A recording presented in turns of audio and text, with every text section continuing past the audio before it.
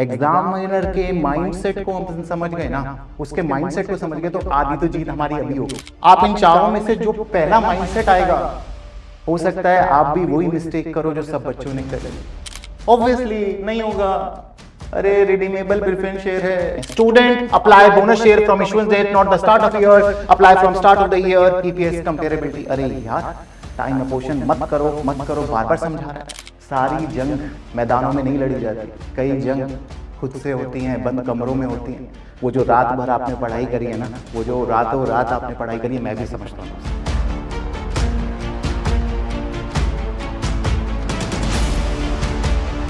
Hello दोस्तों, कैसे हैं आप सब? I hope all of you are very good. कुछ बच्चे स्ट्रेस में होंगे, एग्जाम पास आ रहा है, स्ट्रेस नहीं लेना है। वो कहते हैं ना, कितने भी तू कर ले सितम, हंस हंस के सहेंगे हम। भाई एग्जाम से डरना नहीं है मेरे दोस्त, फोड़ के आना है। और उसी सपोर्ट में आपके लिए वीडियो लेके आया हूँ, एग्जामिनर रिपोर्ट एनालिसिस। एग्जामिनर के माइंडसेट को हम समझ गए ना, उसके माइंडसेट को समझ गए तो आधी तो जीत हमारी अभी हो गई। और आसान चीजें चाहिए भी नहीं, किसको चाहिए भाई ऐसी सक्सेस जो आसानी से मिल जाए? बिना चैलेंज के मजा आता है? नहीं आता। तो वर्कआउट करना है बच्चों, इस लास्ट 10 दिनों में जी तोड़ मेहनत करनी है। लगातार अपनी प्रैक्टिस को करते रहो और उसी सपोर्ट में, उसी फाइट में मैं भी तो आपके साथ हूं। आज लेके आ गया हूं आपके लिए एग्जामिनर रिपोर्ट एनालिसिस, उसी फाइट में सपोर्ट करने। तो देखो मेरे साथ, समझो मेरे साथ, बिना कोई डिले के जल्दी से स्टार्ट करते हैं एग्जामिनर रिपोर्ट एनालिसिस। तो थोड़ा सा बता दूं, इस रिपोर्ट में मैंने पास्ट 5 साल की एग्जामिनर रिपोर्ट को कंसीडर किया है। उसके बेस पे कुछ क्रिस्प पॉइंट आपके लिए लेके आया हूं, बिल्कुल बोरिंग नहीं, क्वेश्चन बेस पॉइंट लेके आया हूं। ये वीडियो आपको वैसे भी फायदा करेगा एग्जाम के लिए, क्योंकि इस पे क्वेश्चन प्रैक्टिस भी होगी, साथ के साथ गलतियां भी सीखेंगे और क्वेश्चंस की प्रैक्टिस भी करेंगे, दोनों काम एक साथ। ठीक है, एक तीर दो शिकार। करें स्टार्ट? हाँ जी सर। चलो देखो, पहले सेक्शन ए की बात करते हैं। सेक्शन ए में बच्चे क्या गलती कर देते हैं? देखो, सेक्शन ए के लिए एग्जामिनर, मैंने पास्ट हर रिपोर्ट में देखा है, जो मेन गलती होती है दो तरीके की। या तो कंसेप्ट क्लियर नहीं है, बच्चे को कंसेप्ट नहीं आता, या कंसेप्ट आता है बट वो क्वेश्चन को टाइमली रीड नहीं कर रहा है, जल्दबाजी कर दे रहा है क्वेश्चन में। तो देखो, क्वेश्चन के साथ साथ ही समझते हैं। थोड़ा सा शॉर्ट वीडियो रखना चाहता हूं मैं, बहुत लंबा आपके साथ बातें नहीं करना चाहता, आपकी मेरी बातों में तो पूरी रात निकल जाएगी। तो करें डिस्कस। देखो क्या कहता है, पहला क्वेश्चन पढ़ो मेरे साथ। क्या कहता है? Jaswinder company switches from cost to fair value model and record a 30 million gain, how does it impact the financial? जल्दी से बताओ क्या आंसर होगा इसका। इसने क्या किया है, कौन से मॉडल से कौन से मॉडल पे गया है? कॉस्ट से फेयर वैल्यू पे। देखो कहता है A option, no impact on profit loss gain recognised in OCI, OCI will increase and gearing will decrease, profit before tax will increase and gearing will decrease, profit before tax will remain unchanged, but equity will increase. मेरे दोस्त, 4 option आपको दिए, तो बताओ कौन सा सही option है? देखो, एग्जामिनर रिपोर्ट में ना बच्चे क्या गलती करते हैं ना, वही लिखा होता है। आप इन चारों में से जो पहला माइंडसेट आएगा, हो सकता है आप भी वही मिस्टेक करो जो सब बच्चों ने करी है। और अपन को वही दूर करना है कि क्यों ऐसा हो रहा है कि हम पढ़ चुके हैं फिर भी वही गलती कर रहे हैं जो सब कर रहे हैं। भाई कई बच्चे मुझे आके बोलते हैं, सर हम तो ये मिस्टेक नहीं करेंगे, वी आर नॉट कॉमन। अब 10 बच्चे मेरे पास आके बोले we are not common, we are not common sir, हम तो वो मिस्टेक नहीं करेंगे। तो मेरे पर्सपेक्टिव से तो देखो, मेरे पर्सपेक्टिव से तो यू ऑल आर कॉमन। होती है बच्चों, सेम मिस्टेक हम करते हैं जो सब कर रहे हैं, बिना उनको जाने सीखे वो गलती इंप्रूव नहीं होगी। इंप्रूव करना है, do not repeat same mistake, that's fundamental rule of life, education, studies, कहीं भी बात करो, सेम गलती दोबारा नहीं करनी है बच्चा। ये तो अपन समझते हैं ना भाई, दोबारा उसी के पास जाते हो और जो जाता है बुलाती है मगर जाने का नहीं, सुना है ना? चलो देखो, हाँ जी सर। अब देखो क्या आंसर होगा। यहां पे हुआ क्या है, कॉस्ट से फेयर वैल्यू मॉडल पे गए हो, 30 मिलियन का आपका गेन हुआ, फाइनेंशियल को कैसे इंपैक्ट करेंगे? कहता है कॉमन स्टूडेंट आंसर बी। 90% बच्चों ने क्या आंसर किया? B, OCI will increase and gearing will decrease. क्या ये सही आंसर है? आपने भी यही सोचा? देखो क्या कहता है, Many students assume fair value gain hit OCI, but IAS 40 require these gain to directly into P&L. Correct answer: profit before tax will increase and gearing will decrease. भाई गेयरिंग क्या होता है? Date to equity. प्रॉफिट बढ़ेगा तो equity गिरेगी या बढ़ेगी? Equity बढ़ेगी तो गेयरिंग क्या होगी? गिरेगी. तो ध्यान से समझ लेना है कि IAS 40 में जो गेन लॉस होते हैं वो कहाँ जाते हैं. आप कॉस्ट से फेयर वैल्यू मॉडल पे जा रहे हो और आपको IAS 40 का नॉलेज नहीं है तो यहाँ पे गलती कर दोगे. IAS 40 क्या कहता है कि P&L में जाना है तो स्लोली पढ़ना है. ये नहीं कि सारे गेन हमें OCI में डाल देने हैं. यहाँ पे क्लियरली बोला हुआ है कि कहाँ जाएगा? P&L में. तो many student assume fair value gain and hit OCI, और उसी वजह से तो बच्चों आंसर आ जाएगा अपना. क्या आ जाएगा? उसी वजह से बच्चा बी टिक कराएगा. OCI will increase and gearing will increase. Gearing तो आप इंक्रीज ही क्यों कर रहे हो?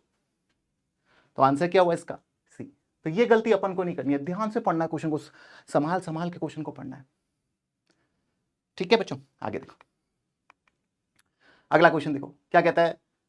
Eight 31st March company had an equipment in its inventory costing 380. IS2 क्या टेस्ट कर लिया? IS2 कॉस्ट और NRV which ever is lower. Sir ये तो बहुत सिंपल अकाउंटिंग स्टैंडर्ड है, हम तो इसका सही आंसर देंगे. जरा करो ट्राई. देखो मैं जब तक पढ़ रहा हूं पॉज करके ट्राई कर सकते हो. पढ़ो. The selling price is 4,20,000 but 60,000 is safety modification is required. The customer will cover half of this cost. What is the correct inventory value? देखो इसकी कॉस्ट है 380 और कस्टमर को अगर मुझे सेल करना है ये कितने में बिकेगा? 420 में. बट मैं 420 में तभी सेल कर पाऊंगा जब मैं 60 की मॉडिफिकेशन कॉस्ट करूंगा. इसको बेचने के लिए मुझे 60,000 का मॉडिफिकेशन कॉस्ट इनकर करना पड़ेगा और मेरी कॉस्ट कितनी है? 30 कह रहा है कस्टमर बियर करेगा. तो अल्टीमेटली मुझे कितना खर्चा करना है? 30,000. तो एक बात बताओ बच्चों, यहां पे इन्वेंट्री की कॉस्ट मैं क्या लूं? Should I take inventory cost 380 और 4,10,000? 4,10,000 कैसे? 380 की तो कॉस्ट है ही, प्लस 30 की मैं और इनकर कर रहा हूं तो कॉस्ट कितनी हो गई? 410. और अगर आप भी यही सोच रहे हो कि सर कॉस्ट 410 लेंगे तो ये है आम जिंदगी. बच्चा सोचो लाइक मिंटो जिंदगी. और मिंटो जिंदगी क्या कहती है? कहती है कि modification cost is cost to sell not cost to make. भाई इन्वेंट्री की कॉस्ट में कौन सी कॉस्ट आएंगी? जो उसको बनाने का खर्चा है. ये बनाने का थोड़ी बेचने का खर्चा है. भाई हमारी इन्वेंट्री बन चुकी है बट उसमें कुछ प्रॉब्लम हो गई कि वो सेल नहीं हो पा रही, तो कस्टमर को हमें स्पेसिफिक रिक्वायरमेंट यानी उसको सेल करने के लिए कुछ एक्स्ट्रा खर्चा करना पड़ रहा है 30,000, जो आधा कस्टमर खुद बियर करने को तैयार है. तो जो 30,000 है वो कॉस्ट टू सेल है. मतलब हम NRV कैसे निकालते हैं? Fair value minus cost to sell करते हैं ना. Selling price minus cost to sell करते हो ना, कितने का बिक जाएगा? Expected selling price minus cost to sell. तो ये 30,000 भी बच्चा क्या है? Cost to sell. देखो मैंने यहां पे करके दिखा आपको. क्रिस्प पॉइंट देखो एकदम. Student often add modification in cost. की गलती होती है बच्चा, कई बार मैंने देखा है. और एग्जामिनर भी यही कह रहा है कि बच्चों ने गलती करी है एग्जाम में जाके. आपको नहीं करनी है, मेरे बच्चों को नहीं करनी है. क्या 380 में इसका 50% ऐड करके कॉस्ट मान ली 410. NRV तो चलो अपन को आती है 4,20,000. 50% ऑफ 60 माइनस 60 3,90,000 हमने NRV निकाल ली. तो बच्चा क्या कहेगा? 410 और 390. आंसर क्या हो गया? 390, जो कि गलत है. आपको कंपेयर किसको करना है? 380 को. देखो यहां पे क्या लिखता है?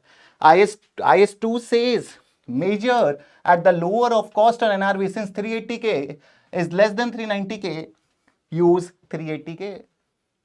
भाई NRV आपने निकाली 390K समझ आती है. 390 की आपकी NRV आई. भाई 420 का आपका क्या है? बिकेगी कितने की? 420 की. कोई चीज 420 की बिकेगी और 30,000 का बेचने का खर्चा हुआ तो NRV कितनी आई? बताओ. 4,000 20,000 की आपने 420 की कोई चीज बेची और बेचने में 30,000 का खर्चा हुआ तो NRV कितनी आई मेरे दोस्त? 390. इतनी मैथ तो आती है आपको. और आपकी कॉस्ट कितनी है? 380. सिंपल कंपैरिजन था. हाँ कॉस्ट में आप 330 ऐड करके उसे 410 कर दोगे तब आंसर क्या आ जाएगा? 390. और ये गलती अपन को नहीं करनी है. Modification cost. क्या सीखा इस क्वेश्चन से? इस क्वेश्चन से एग्जामिनर हमें ये समझाना चाह रहा है कि बच्चे जल्दबाजी में कंसेप्ट की गलतियां कर देते हैं. आप सबको पता है, किसको नहीं पता कि NRV कैसे निकलती है? हर बच्चे से मैं किसी भी पूछूंगा ना अभी कि बच्चा बता NRV कैसे निकलता है, बच्चा कहेगा sir expected selling price minus cost to sell. ठीक है बेटा, कॉस्ट टू सेल निकलती है, फिर वो कॉस्ट टू सेल को तूने इन्वेंटरी में क्यों ऐड कर दिया? ये तो बता. भाई सही नहीं करोगे, नहीं समझोगे, नहीं बात मानोगे तो एग्जामिनर का तो क्या बिगड़ेगा? वो कहेगा आ जाओ फिर 3 महीने में दोबारा एंट्री. तो बार बार आना है क्या उसके पास? नहीं सर. तो अभी समझ लो. चलो एक और क्वेश्चन आप सबके साथ लेके आ गया. क्वेश्चन 3 देखो, वैरायटी देखो. पहला क्वेश्चन IS 40 से था हमारा. दूसरा क्वेश्चन IS2 से, तीसरा IFRS 9 से। यही तो बच्चों सारी एग्जामिनर रिपोर्ट्स में से कुछ कुछ मेन MCQs निकाल के लाया हूं आपके लिए, जो एग्जामिनर ने बताया कि हर बच्चा वो गलती करता है, आप मत करो। और कई बार तो एग्जामिनर रिपोर्ट से बहुत सिमिलर क्वेश्चन एग्जाम में आ जाते हैं, तो ये वीडियो वैसे भी आपको हेल्प करेगा। क्या पता इन 2 क्वेश्चन में से कोई क्वेश्चन आपके एग्जाम में आने वाला हो, राइट है? हाँ सर। तो देखो, in accordance with IFRS 9 financial instrument, under which classification should the redeemable preference share be subsequently measured? Now ये टेक्निकल क्वेश्चन, मुझे लगता है इसमें तो बहुत बच्चे गलती करेंगे। अभी पिछले 2 तो चलो ठीक है, इसमें बताना क्या आंसर होगा। रिडीमेबल प्रेफरेंस शेयर मतलब कंपनी ने एक प्रेफरेंस शेयर इशू करे हैं जो कि रिडीम होने वाले हैं। आपको मालूम है मोस्ट ऑफ द स्टूडेंट ने क्या आंसर दिया इसका? Most of the student answered B, fair value through P&L. 50% of student has said कि answer is fair value through P&L.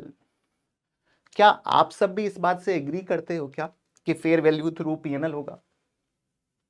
बताओ जल्दी से। ऑब्वियसली नहीं होगा। अरे रिडीमेबल प्रेफरेंस शेयर है तो हमारी ऑब्लिगेशन टू पे डिफाइंड है, it's not an equity. Irredeemable नहीं है, रिडीमेबल है। और जब हमारी ऑब्लिगेशन टू पे डिफाइंड है, लाइबिलिटी किस पे मेजर होगी मेरा बच्चा? अमोर्टाइज कॉस्ट पे, राइट। ठीक है ठीक है ठीक है, आता है, आप सबको आता है, ठीक है ठीक, कोई दिक्कत नहीं। कर पा रहे तो अच्छी बात है ना, फिर क्यों परेशान हो रहे हो? जो नहीं कर पा रहा उसी को। ठीक है sir.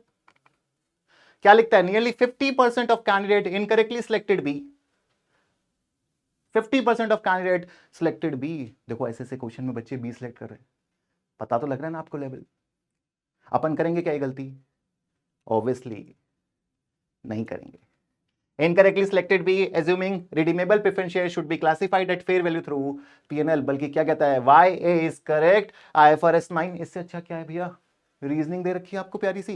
IFRS 9 treat redeemable preference share as financial liability because they create a legal obligation to repay. Therefore, they should be measured at amortized cost. If there is a mandatory redemption, treat as liability, not equity. Only non-redeemable preference share can be classified as equity. तो सीखा क्या कुछ? अगर हमारा non redeemable है तो equity बनेगा, but redeemable है सर रिडीमेबल लाइबिलिटी क्यों बन रहा है? अरे ऑब्लिगेशन टू पे नहीं है क्या? रिडीमेबल प्रेफरेंस शेयर एक तरीके से डेट नहीं है क्या? आप अकाउंटिंग भी जानते होगे, रिडीमेबल प्रेफरेंस शेयर को हम अकाउंट भी डेट की तरह करते हैं और रिडीमेबल को इक्विटी की तरह। तो यहां कौन सी नई बात करती? कॉमन सेंस से भी क्रैक कर लेते कि it should be accounted at amortise cost. ठीक है, ज्यादा नहीं, 3-4 क्वेश्चन लेके आया हूं आप लोगों के साथ, आप लोगों को समझाने के लिए कि क्या गलतियां बच्चे कर रहे हैं, क्या गलतियां सब कर रहे हैं। 50% स्टूडेंट ने पिछले वाले क्वेश्चन में गलती करी थी, बच्चे ये लिखा हुआ है। तो आप एक बात बताओ, 50% तो पासिंग ही है और 50% बच्चे गलत कर दे रहे हैं, कैसे काम चलेगा? क्या शो करता है? अभी तक आपने 3 क्वेश्चन देखे एग्जामिनर रिपोर्ट के, क्या समझे? पहला IS40 सिंपल सा था कि IS40 में कॉस्ट से फेयर वैल्यू मॉडल पे जा रहे हैं, तो गेन लॉस आपको मालूम है ना IS40 कहां बताता है? भाई IS40 किस चीज पे है? Investment property. और gain loss investment property fair value model में कहां जाते हैं? भाई वो डेप्रिसिएशन के लिए भी मना कर देता है, सारे गेन लॉस कहां जाते हैं? P&L में जाते हैं।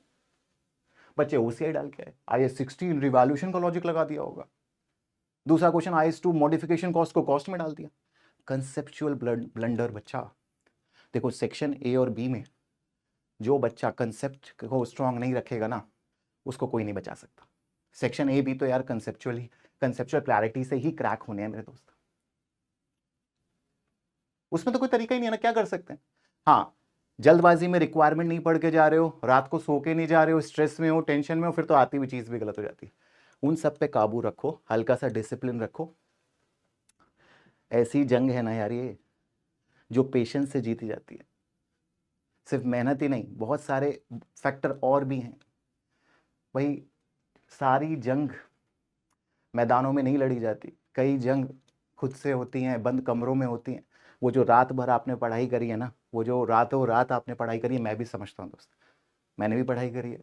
मेरे कई बच्चे रात रात भर पढ़ते हैं, बट वो 3 घंटे में ना नर्वस नहीं होना है, ब्रेक नहीं होना है।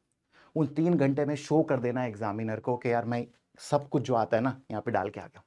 ठीक है, रिजल्ट की परवाह नहीं करनी है, भगवान कृष्ण कह के गए हैं, क्या मोह माया में रखा है, जो देखा जाएगा होगा। अपनी तरफ से हार्ड वर्क, बेस्ट से बेस्ट परफॉर्म करके आना, घबराना नहीं है। ठीक है दोस्त, ठीक है सर, आगे बताओ। Casula company operating profit margin decreased from 15 to 11%. Which two reason could explain this? ये तो रेशियो एनालिसिस आ गई। सबसे ज्यादा बच्चे इसमें परेशान रहते हैं, चाहे सेक्शन सी में आ जाए चाहे सेक्शन ए में आ जाए। पता नहीं क्या डर है इससे। अरे 15% से 11% हो गया, क्या चीज गिर गई? 15 से 11% मार्जिन, प्रॉफिट मार्जिन गिर गया कंपनी का, समझते हो क्या? अरे एक बच्चा भी समझता है, एक लाला भी समझता है कि 15% से 11% मेरा मार्जिन गिर गया। बोलता है इन चार में से क्या रीजन होगा कि ये 15% से 11% हो गया? देखो, interest rate on loan increased, ये होगा क्या? ए का मन कर रहा है ना? Interest rate on loan increased, खर्चा बढ़ गया ना, इंटरेस्ट रेट बढ़ गए। मैं तो ए के साथ जाना चाहता हूं। देखो, इंटरेस्ट रेट बढ़ेंगे तो मेरा मार्जिन गिरेगा नहीं गिरेगा? Am I wrong? Tell me my dear friends, क्या मैं गलत हूं या सही हूं? मेरे को तो ए के साथ जाना है, मेरा मन तो ए के साथ जाने को कहता है। दो बोले, एक तो ए मिल गया। Useful life of plant and equipment were reduced. अच्छा, प्लांट एंड इक्विपमेंट की यूजफुल लाइफ कम कर दी है, कम कर दी है। अच्छा, इससे क्या होगा? अगर मैं प्लांट इक्विपमेंट की यूजफुल लाइफ कम कर दूंगा तो मेरा डेप्रिसिएशन ज्यादा आएगा या कम आएगा? डेप्रिसिएशन तो मेरा कम आएगा ना, यूजफुल लाइफ बढ़ा देंगे तो डेप्रिसिएशन तो गिर जाएगा, तो बी तो नहीं हो सकता। अच्छा, trade discount were negotiated on raw material, ये तो मुझे मालूम, ये तो नहीं हो सकता। ये क्यों नहीं हो सकता? अरे डिस्काउंट है, डिस्काउंट ऐसा डिस्काउंट समझते हैं, इससे तो मटेरियल हमारा सस्ता हुआ होगा, महंगा नहीं, तो मार्जिन गिरेगा थोड़ी बढ़ेगा। बिल्कुल ठीक बात है। Salary of admin staff increased following veg reforms, कहता है सैलरीज बढ़ गई। हालांकि ये तो किसी ने गलत नहीं किया, हर बच्चा समझ रहा है कि सैलरी बढ़ने का मतलब खर्चा है तो मार्जिन गिरेगा। डी तो हर बच्चे का सही था। दिक्कत ये है कि कई बच्चों ने यहां पे ए टिक किया। सर आप भी तो ए के साथ जा रहे थे। अब देखो, मेरे तो हो गए एग्जाम, मैं तो किसी के साथ भी जाऊं, कौन रोकने वाला है? आप निकाल लो पहले, फिर जाना किसी के साथ भी। गलत नहीं लेना बात को, समझनी। कहता है most student picked D but missed B. अरे डी को पकड़ लिया, बी को छोड़ दिया, एक सही एक गलत, उसमें क्या मार्क्स मिलेंगे दोस्त? Many thought loan interest impact operating, अरे ये तो सोचा ही नहीं कि इंटरेस्ट का लोन तो ऑपरेटिंग प्रॉफिट मार्जिन को इंपैक्ट ही नहीं करेगा, और प्रॉफिट मार्जिन में तो ऑपरेटिंग प्रॉफिट आता है। इतना डेप्थ कंसेप्ट कैसे पता सर? क्या डेप्थ है यार प्रॉफिट मार्जिन में? देखो ना, अपना फॉर्मूला खोल के देखो, आपके टीचर ने लिखवाया होगा, मैं लिखवाता हूँ नोट्स में। प्रॉफिट मार्जिन में क्या लिखते हो? Operating profit upon sales into 100 ही तो लिखते हो। प्रॉफिट मार्जिन में ये थोड़ी लिखते हो net profit, profit after all interest नहीं। ध्यान रखना, प्रॉफिट मार्जिन को इंटरेस्ट इंपैक्ट नहीं करता। आपका आंसर सही था, सब कुछ सही था, बट ये छोटी सी बात क्लिक करना कि इंटरेस्ट का इंक्रीज ऑपरेटिंग प्रॉफिट को नहीं, नेट प्रॉफिट को इंपैक्ट करेगा, लास्ट वाले प्रॉफिट को इंपैक्ट करेगा, तब बात आती है। अगर यहां पे बोला होता नेट प्रॉफिट मार्जिन, तब ये बात सही होती। यहां बोला है प्रॉफिट मार्जिन, प्रॉफिट मार्जिन हमेशा क्या माना जाएगा? Operating profit. सीखो ना, सिखा रहा है, समझो। Discount on raw material reduce cost and would improve margin, so focus. तो आंसर क्या हुआ? डी सही है और बी सही है। बी और डी। यूजफुल लाइफ बढ़ाने से डेप्रिसिएशन, सॉरी यूजफुल लाइफ गिराने से डेप्रिसिएशन तो बढ़ जाएगा ना भाई। मैं 10,000 को 10 से डिवाइड करूं और 10,000 को 5 से डिवाइड करूं, कब ज्यादा वैल्यू आएगी? 5 से करूंगा तो डेप्रिसिएशन बढ़ रहा है घट रहा है? अब ये भी समझाना पड़ेगा। बताओ, आ गया ना समझ? समझ जाया करो बस जल्दी से बात को। सेक्शन बी के स्टडी टाइप, तो सेक्शन ए के तो क्वेश्चन दिखा दिया आपको 3-4, कुछ खास डरने वाली बात नहीं है, कर लोगे मैनेज। अपन क्लास में ही कर लेते हैं सब, तो बहुत बढ़िया। अब बात आती है सेक्शन बी की। सर सेक्शन बी में भी कोई डिफरेंस नहीं है, सेम अप्रोच सेक्शन बी की भी सेम है। Conceptual clarity and read the requirement carefully. Conceptual clarity, read the question carefully, दो मंत्र मेरे से लेके जाना। सेक्शन ए बी के लिए conceptual clarity and read the question carefully, if required read the requirement 2 times. Section A और B तो क्या है कि एक ही जगह से अटैक हो रहा है, एक क्वेश्चन एक एरिया, वहां से ही आप पे 5 अटैक होंगे, और अपन को अटैक से घबराना नहीं है, साइड नहीं होना है, फाइट करना है उसको, हेड ऑन फाइट करेंगे अटैक से। अरे क्या हो जाएगा, हो क्या जाएगा, इससे ज्यादा क्या हो जाएगा? अभी जो जिंदगी है उससे बेटर ही होना है भाई। एक डाउन फ्रीज का ना एक लेवल होता है बच्चों, उससे ऊपर ना सब बोनस होता है। तो घबराते क्यों? ऐसा क्या खोदोगे? अभी कुछ है क्या जो खोदोगे? वरी नहीं करना है। देखो स्ट्रेस नहीं, क्या कहता है, pension company sale and equipment with bundle 1 year service total 4 million service alone worth 4.4 million. IFRS 15 का क्वेश्चन आपका टेस्ट किया है और मेरे कौन से दोस्त को इसका आंसर आता है? कई बच्चे बोलना चाह रहे होंगे। फील द कॉन्फिडेंस ना, कर पा रहे हो तो और अच्छा ना है। जो मैं क्वेश्चन दिखा रहा हूं अगर आपसे हो पा रहे तो वो भी तो जीत है अपनी। मैं तो एग्जाम के क्वेश्चन ही दिखा रहा हूं, आप कर पा रहे हो तो वेरी गुड, और जो नहीं कर पा रहा वो सीख रहा है कुछ, तो दोनों का फायदा है। जिसको आता है वो वैसे खुश रहे कि हाँ यार सर ने जो दिखाया वो चीजें मुझे आती हैं, और जिसको नहीं आता कुछ सीखा मैंने। अच्छा मेरे दोस्त देखो, असले मोटा मोटा क्या हुआ है कि मैं आपको समझा देता हूँ सिंपल में, वरना वीडियो तो बहुत लंबा चला जाएगा अपना। 1 साल की सर्विस है, 1 ईयर की सर्विस है, और ये 1 ईयर की सर्विस के साथ साथ हमने क्या सेल किया है, बंडल में मतलब इकट्ठा करके इक्विपमेंट सेल किया है टोटल 4 मिलियन का। बंदे ने क्या किया कि टोटल 4 मिलियन को इनकम दिखा दिया। क्या टोटल 4 मिलियन इनकम होगी या स्टैंड अलोन प्राइस पे बाइफरकेट होगा? अगर जो बच्चा कह रहा है सर स्टैंड अलोन प्राइस पे बाइफरकेट होगा, वो तो बच्चा IFRS 15 को पढ़ रखा है। और जो बच्चा कह रहा है कि सर पूरा 4 मिलियन रेवेन्यू में जाएगा, बेटा ऐसे तो एग्जाम जाएगा, ये रेवेन्यू में जाएगा नहीं जाएगा वो पता नहीं, एग्जाम जरूर चला जाएगा। बैठ के पढ़ लो IFRS 15, रिवाइज कर लो पूरा का पूरा, ठीक है। हाँ जी सर, क्या कहता है, student treat 4 million 1 revenue stream कैसे कर सकता है? कौन बच्चा ऐसा कर सकता है? हाथ नहीं कांपते ऐसी गलती करने से? मतलब 4 मिलियन पूरा का पूरा रेवेन्यू जिसमें सर्विस का पैसा भी है, स्टैंड अलोन। अरे भाई आपने मैकडोनल्ड से कोई मील मंगवाई तो मील डिस्काउंटेड होती है, बट हर आइटम को आप डिस्काउंट हर आइटम पे एलोकेट करोगे ना, या पूरा का पूरा एक साथ रेवेन्यू दिखा दोगे? और प्लस सर्विस का तो रेवेन्यू अभी पॉइंट ऑफ टाइम पे दिखा ही नहीं सकते, ओवर द पीरियड ऑफ दिखाएंगे क्योंकि अभी हुई नहीं है। Wrong answer 4 million. Allocate revenue based on standalone price. Equipment 91, 9%. Revenue recognized 3.73. Bundled, unbundled in IFRS 15. अरे अभी तो जो इक्विपमेंट बेचा है उसका रेवेन्यू दिखाओ, जो सर्विस है जब दोगे तब रेवेन्यू दिखाना। ठीक है सर, बिल्कुल बात समझ आई। अगला देखो, government company issue bonus share midyear, how does it impact EPS? ये वाला क्वेश्चन IS33 ईपीएस। ये देखो, शैतान बच्चों की शैतानी देखो, कहीं जो करना है ना, जहां जो करना है वो नहीं करेंगे, जहां नहीं करना वहां कर देंगे। अब यहां पे क्या कर रहे हैं बच्चे, बोनस शेयर इशू किया है मिड ऑफ द ईयर में, और वो कहते हैं कि मुझे तो सब आता है, मिड ऑफ द ईयर में टाइम अपोर्शन होता है, मैं तो बोनस शेयर को टाइम अपोर्शन कर दूंगा। और मेरे दोस्त क्या आप जानते हो बोनस शेयर टाइम अपोर्शन होता है या नहीं होता? हाँ मत बोल देना, गलती से भी हाँ मत बोल देना। देख लो, सोच लो। बिल्कुल मेरे दोस्त, बोनस शेयर थोड़ी टाइम अपोर्शन होता है।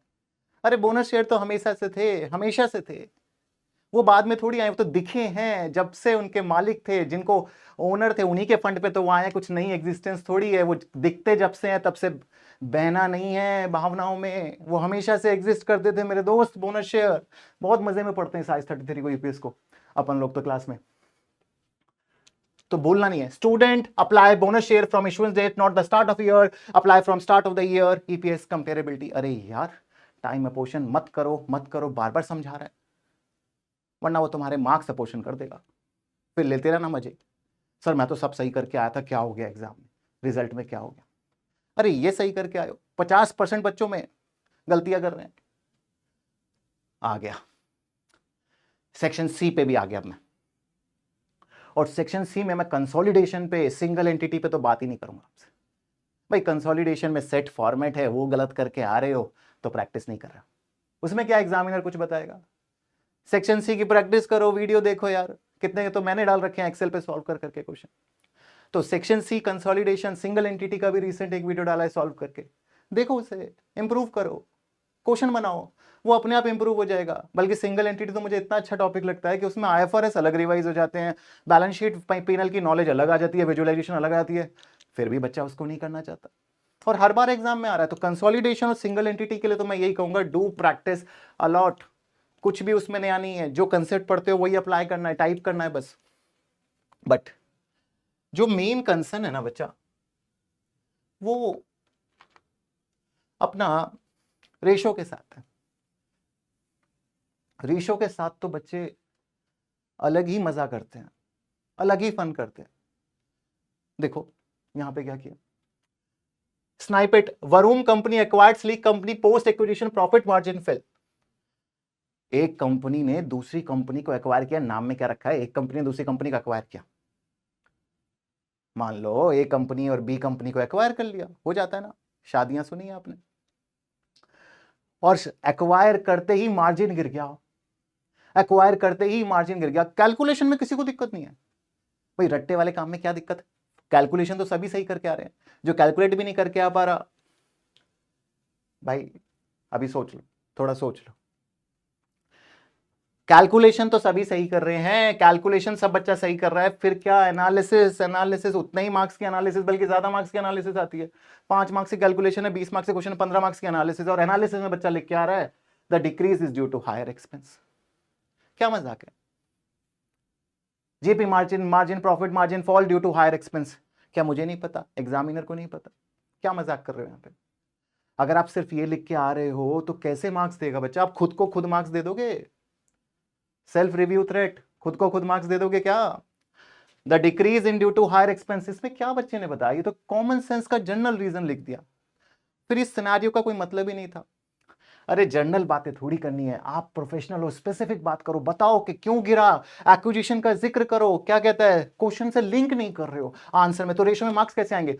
प्रॉफिट मार्जिन कैलकुलेट कर दिया, प्रॉफिट मार्जिन फॉल दिखाई दे रहा है, this profit margin is fall due to higher expenses. माना तुम्हारी बात, हायर एक्सपेंसेस से गिरे होंगे, बट क्या हायर एक्सपेंस, इलैबोरेट करो। Slick company operating losses dragged, भाई जिसको एक्वायर किया ना उसके ऑपरेटिंग लॉसेस थे।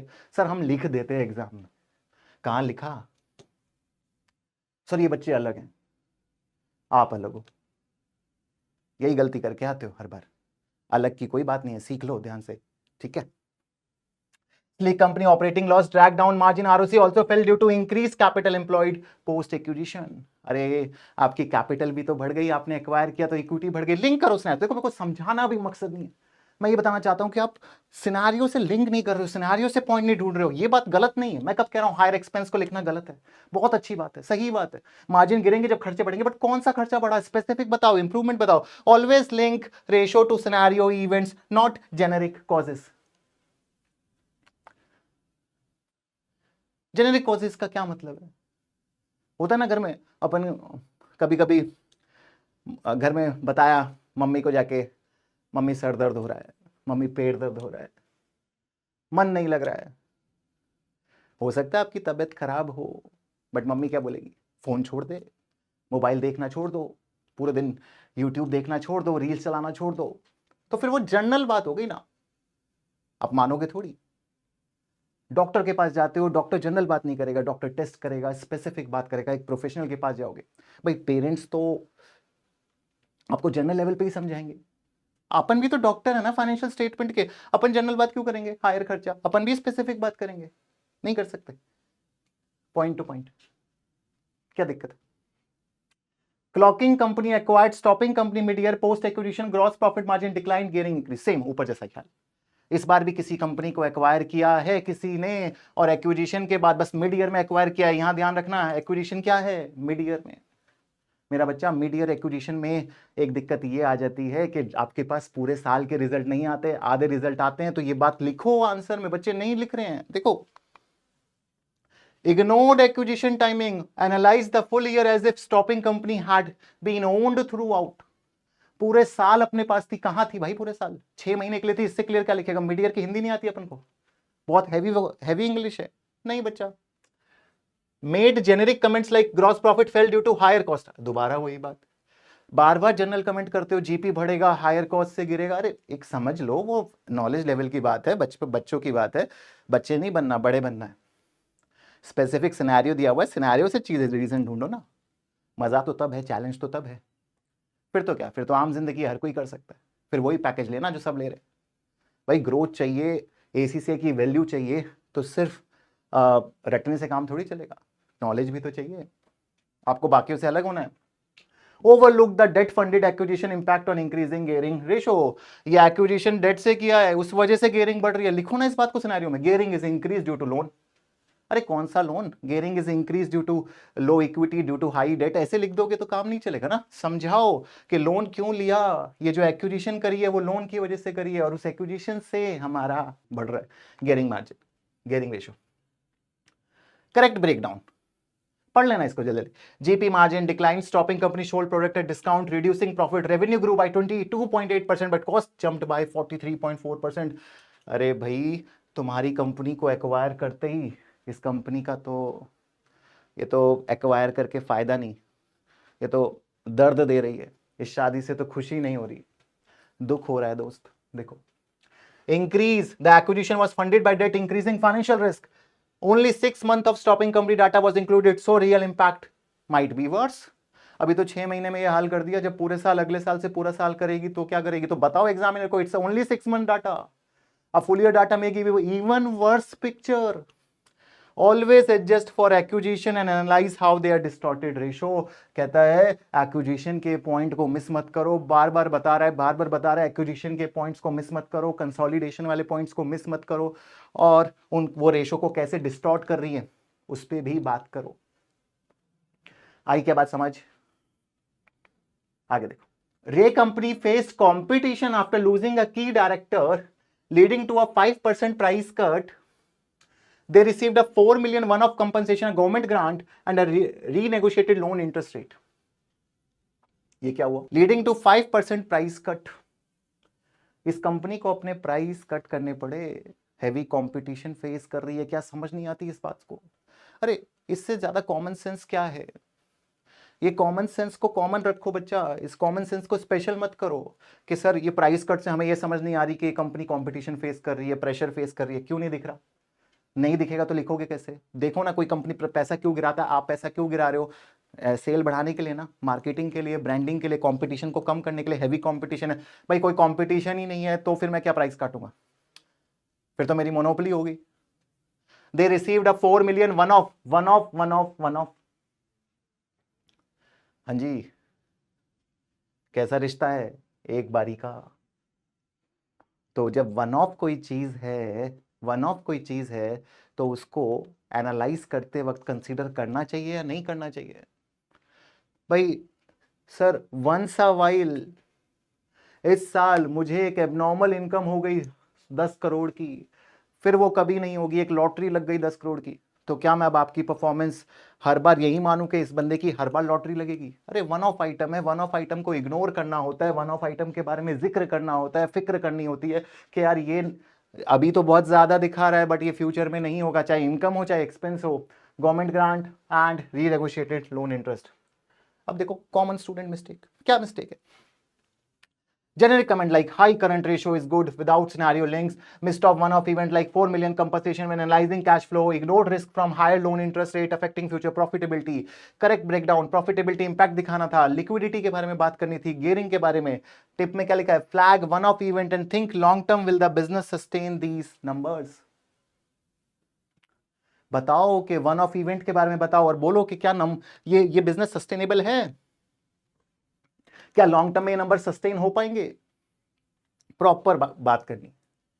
देखो बहुत ज़्यादा मेरे को आपको इंग्लिश रीड करने का भी प्लान नहीं है, वो सब तो आप पढ़ते ही हो, देखते ही हो, तो ध्यान रखना ये पॉइंट आप सब बच्चे। और यहीं पे थैंक यू आ जाता है। ये मेरी तरफ से आपके लिए शॉर्ट में एग्जामिनर रिपोर्ट की एनालिसिस थी। डिटेल्ड एग्जामिनर रिपोर्ट आप ACCA पोर्टल पे जाके पढ़ ही सकते हो। गूगल पे just type ACCA FR examiner report, आपको डिटेल मिल जाएगा। मैंने सारा उन्हीं एग्जामिनर रिपोर्ट से आपको चीज़ें बताई हैं, बच्चे क्या गलती कर रहे हैं आपको नहीं करनी। तो क्विक रिवीजन, क्विक रिमाइंडर, ध्यान रखो conceptual clarity, read the scenario, and for section C very important for section C क्या sir? Link with the scenario, link with the scenario, don't say general reason. आप scenario को जब तक महसूस नहीं करोगे, फील नहीं करोगे, और मस्त मस्त बात, दोनों पे ही मेरा एक क्वेश्चन पड़ा हुआ है यूट्यूब पे। अपने ACCA बाय PW चैनल पे जाओ, रेशो पे बन कंपनी सॉल्व किया और सिंगल एंटिटी पे हैवर फॉर्ड एक्सेल पे सॉल्व करके डाला हुआ है। देखो ना डिटेल में कि कैसे एनालिसिस होती है, डिटेल में एनालिसिस की हुई है। तो लगे रहो, घबराना नहीं है और करते रहना। तो अच्छी लगी आज की एग्जामिनर रिपोर्ट की analysis? So best wishes all of you, keep learning, keep growing. Thank you everyone.